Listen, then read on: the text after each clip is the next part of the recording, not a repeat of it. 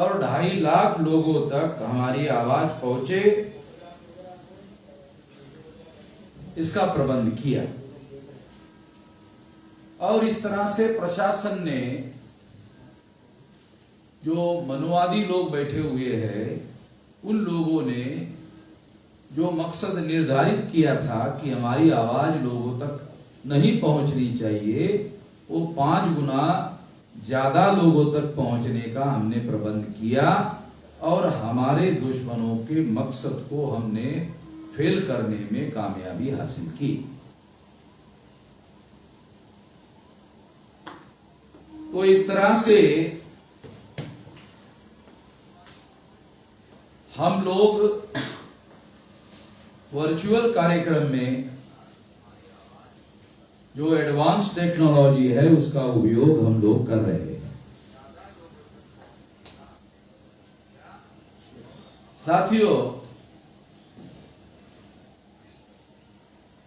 अब मैं आपको विषय पर कुछ बातें बताना चाहता हूं। यह रैली राष्ट्रीय परिवर्तन मोर्चा की है।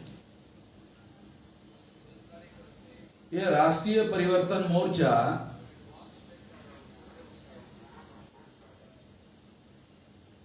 SC ST OBC माइनॉरिटी के जो राजनीतिक दल है, उस राजनीतिक दल के लोगों ने हमें कहा कि आप इसका नेतृत्व स्वीकार करें। तो हमने कहा कि हम तो किसी राजनीतिक दल के सदस्य नहीं हैं। तो उन्होंने हमें आग्रह किया, तो हमने राजनीति में हस्तक्षेप करने के लिए इस बात को, इस आग्रह को स्वीकार किया। इसके पीछे हमारा मकसद ये है कि SC ST OBC माइनॉरिटी का जो समाज है, वो शासक वर्ग तभी बन सकता है जब वो राजनीति में हस्तक्षेप करने का काम करे, या राजनीति करने का काम करे, या चुनाव लड़ने का काम करे, तभी कर सकता है।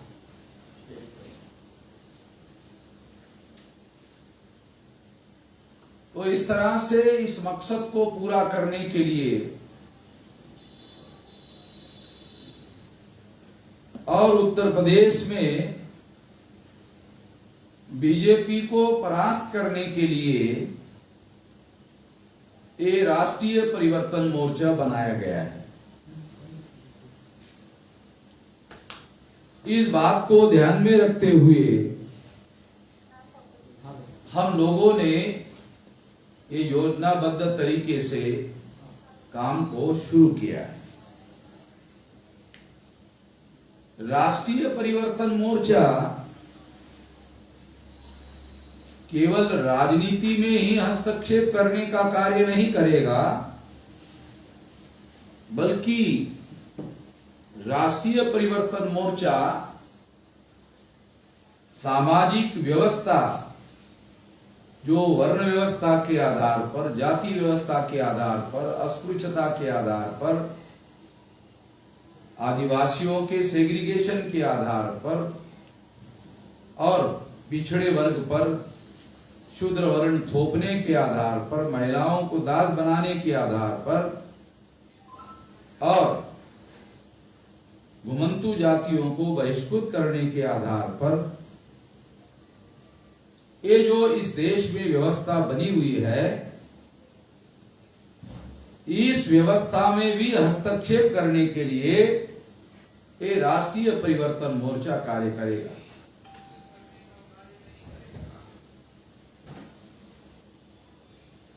सामाजिक क्षेत्र में काम करने वाले हजारों लाखों संगठन सारे देश भर में है,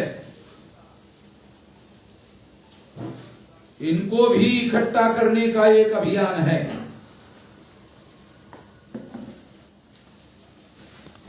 और यह अभियान योजनाबद्ध तरीके से चलाया जा रहा है। प्लानिंग बनाकर चलाया जा रहा है और इसके तहत ये काम किया गया है या आने वाले समय में भी ये काम किया जाने वाला है।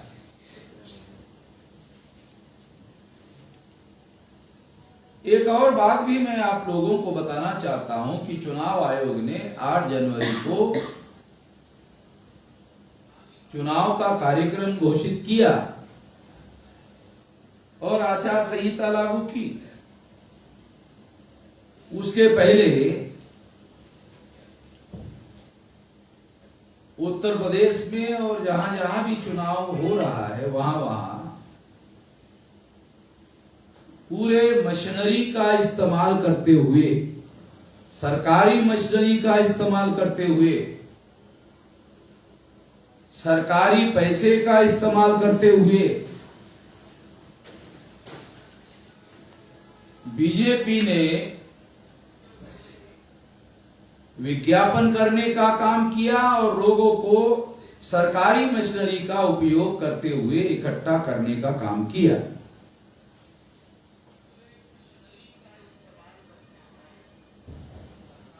सरकारी मशीनरी का उपयोग करने का एक उदाहरण बात समझने के लिए मैं आप लोगों को बताना चाहता हूं।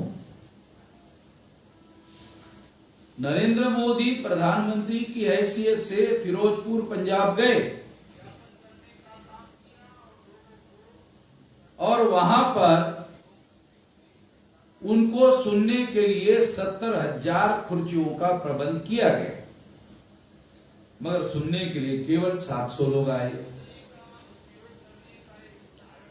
अगर यही कार्यक्रम उत्तर प्रदेश में आयोजित होता तो सारी कुर्सियां भर गई होती, मगर पंजाब में ऐसा क्यों नहीं हुआ? क्योंकि पंजाब में बीजेपी की सरकार नहीं है, सरकारी मशीनरी का उपयोग वहां वो कर नहीं पाए, इसलिए वहां लोग नहीं आए। मैं तुलनात्मक दृष्टि से आप लोगों को बात समझाने के लिए ये बता रहा हूं। तो इसका मतलब ये है कि रैलियों पर पाबंदी लगाने का काम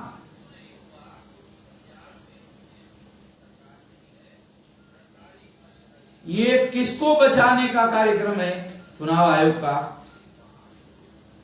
क्योंकि अगर रैलियां होती, क्योंकि 0.00% जो है कोविड है उत्तर प्रदेश में,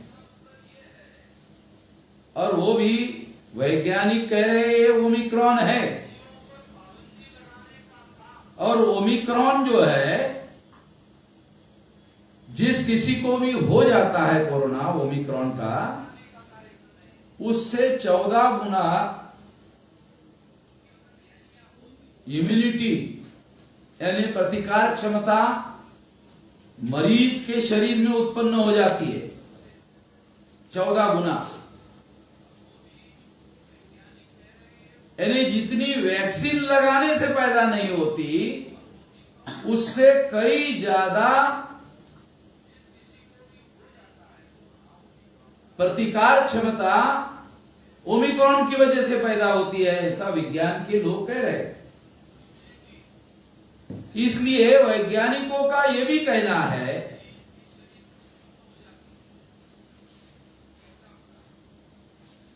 कि ओमिक्रॉन कोरोना का अंत है।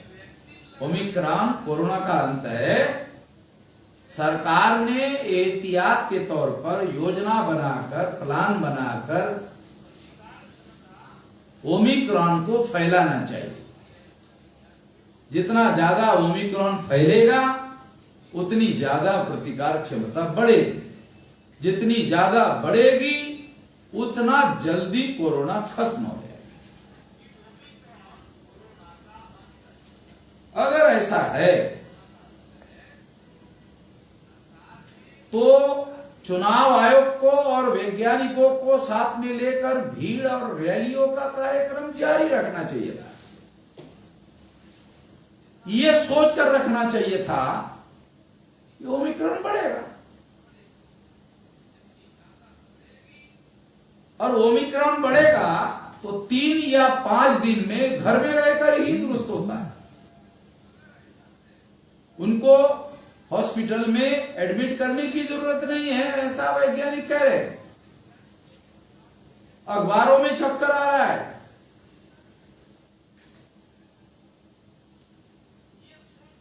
मैं कोई ये बात मजाक के लिए आप लोगों को नहीं कह रहा हूं, विनोद के लिए नहीं कह रहा हूं, पूरे गंभीरता से कह रहा हूं जो वैज्ञानिक कह रहे हैं। तो यदि सरकार पॉजिटिवली पूरी तैयारी करती, पूरी योजना बनाती और ओमिक्रॉन को फैलाती और लोगों को उस तरीके से तैयार करती कि आपको घर में ही इलाज होगा, 3 दिन में या 5 दिन में लोग दुरुस्त हो जाएंगे। मगर इससे क्या होता? इससे बीजेपी के रैलियों में लोग नहीं आते। इसमें तो मायावती के तो रैली में लोगों के आने का सवाल ही नहीं है, उन्होंने तो खुद ही स्वीकार कर लिया, वो करने के झंझट में ही नहीं पड़ रही है। तो चुनाव आयोग ने एक तो नरेंद्र मोदी को और योगी को बचाया, दूसरा मायावती को बचाया। अब उत्तर प्रदेश में क्या हो रहा है? या तो अखिलेश यादव के रैलियों में भीड़ आ रही है, तो वामन मिश्राम के रैलियों में भीड़ आ रही है, बाकी तो किसी के रैलियों में कोई भीड़ तो आ नहीं रही है।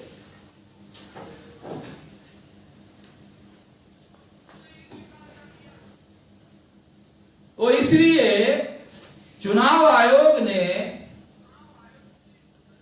ये जो कार्यक्रम घोषित किया, ये सरकार ने कार्यक्रम बनाया और चुनाव आयोग ने पढ़कर सुनाया।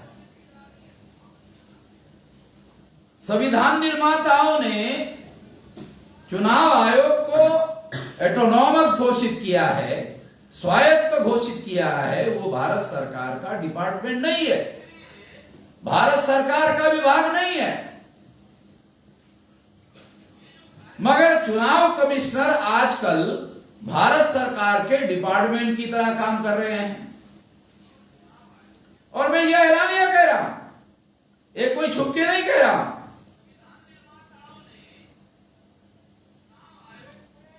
तो इस तरह से चुनाव आयोग ने बीजेपी, योगी, नरेंद्र मोदी, इनको रैलियां आयोजित करने के बाद लोग नहीं आएंगे तो उनको वर्चुअल करने की इजाजत दी। अब वर्चुअल में लोगों को पता ही नहीं चलेगा कि नरेंद्र मोदी को लोग सुनने को आ रहे हैं या नहीं आ रहे। बताइए, बेइज्जती बचाया। जब लोगों का जनमत बनाने के बाद लोग वोट डालने के लिए जाते हैं, जनमत बनने के लिए ही चुनाव आयोग ने रोक लगा दिया। ये तो चुनाव आयोग ने फंडामेंटल गलती करने का काम किया, मौलिक रूप से गलती करने का, संवैधानिक रूप से गलती करने का काम किया।